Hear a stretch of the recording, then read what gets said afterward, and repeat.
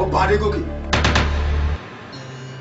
kí ló dé kí ló ṣe ẹ́ kí ló dé tó ṣe ń tàbí láàrin ìpínlẹ̀ rẹ̀ dúró ná kí ni nǹkan tó ní gan tí kò láyọ̀ ti fẹ́ jí kí ni nǹkan tó nílé tí ò lè tèmi fẹ́ kó lọ́dọ̀ tiẹ̀ ní ọjọ́ kíjọ́ tàbí ìgbàkígbà tó bá tún sọ aṣọ orú ẹ̀ ṣòro Adégòkè yóò kó lórí rẹ̀ gbádùn ẹ̀ mọ́ ọláyà tàbí kí wọ́n orúkọ rẹ̀ àyà máa pọ̀ ẹ́ o ó sì lórí láyà wà fi ìmì ọba Adégòkè wá wọ́wọ́ ọjọ́ tó o bá tún dáṣọ orú ẹ̀ pẹ́ kú gbóró gbé ọ.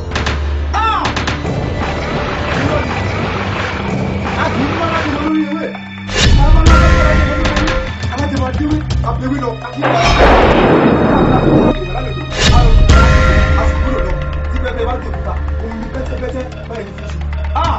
Tí ọ̀nà àbí náà lùgí, afẹ́ jù. Gòláyàtì ọ̀dọ̀ Gòláyàtì ìjẹ́ kó yí ọ pé èmi ọba Adégòkè ọjọ́ kíjọ́ tó o bá tún dẹ́rù rẹ̀ wò.